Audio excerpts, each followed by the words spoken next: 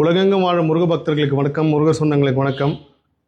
என்னோட முருகர் ஆராய்ச்சியில் முருகர் பற்றி நான் பேச ஆரம்பித்ததுக்கப்புறம் எத்தனையோ கோவில் கும்பாபிஷேகத்துக்கு அழைப்பு வரும், கூப்பிடுவாங்க. கிட்டத்தட்ட ஒரு 20 கும்பாபிஷேகத்துக்கு கூப்பிட்டாங்க. ஆனால் நான் ஒவ்வொரு அடி முருகர்கிட்ட உத்தரவு கேட்குறப்போ எல்லாமே தள்ளி தள்ளி போகும்.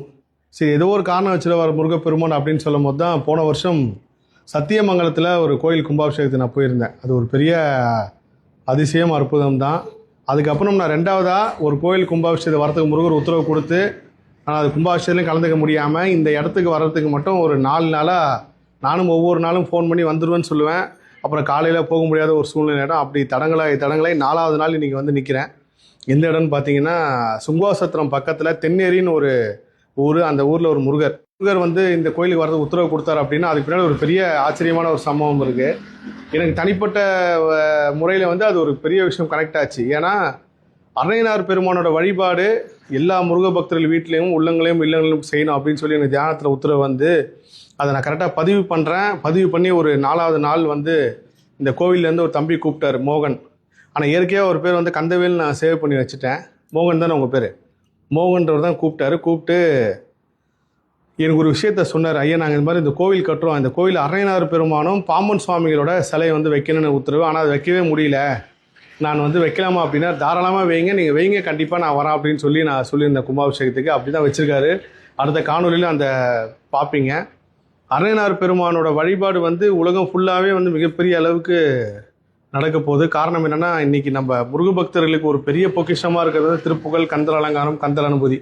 இது எல்லாத்தையும் கொடுத்தவர் அன்னையனார் பெருமான். நம்ம அன்னையனார் பெருமானையும் முருகரையும் தனித்தனியாக பார்க்க வேணாம். முருகர் இருக்கிற இடத்துல அன்னையனார் இருப்பார், அன்னையனாரத்தில் முருக சக்தி இருக்கும். இப்போது ஒரு வாரமாக கிருபானந்த வாரியார் பற்றி நான் நிறைய விஷயங்கள் தேடுறப்போ நம்ம பார்க்குற அன்னையனார் சிலை வந்து கிட்டத்தட்ட அவரே ஐயாவே ஒரு 300-400 கோயிலில் வச்சுருக்காரு.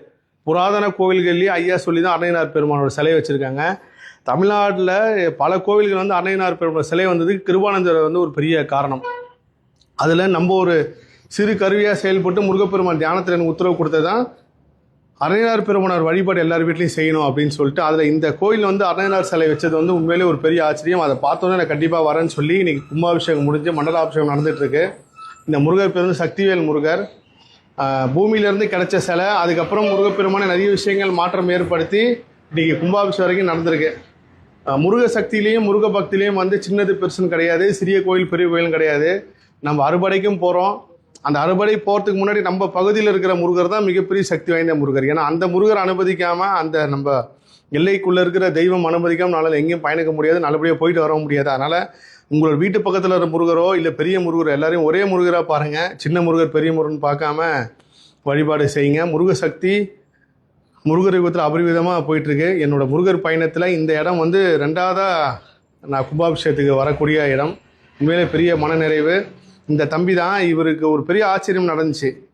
இந்த கோயிலுக்கு நான் வரத்துக்கு அவரும் கேட்டே இருக்கார். நானும் ஒரு நாளும் தினம் நாள் தள்ளி சொல்லிட்டே இருக்கேன்.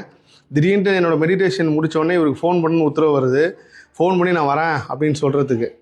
நான் என்னோடய கர்மாராய்ச்சியில் வந்து நான் உணர்ந்த விஷயம் என்னென்னா, நீங்கள் எப்பயுமே ஒரு கோவிலை கட்டினீங்கன்னா அந்த கோயிலுக்குள்ளே உங்களால் உள்ளே போகவே முடியாது. நீங்கள் எந்த சக்தி வெளிப்படுத்தினோ அந்த சக்தி வந்து மிகப்பெரிய விதமாக செயல்படுறப்போ நம்ம ஊழ்வினை கர்மவனே அதை நம்ம அந்த சக்திக்கிட்டே போகக்கூடாது.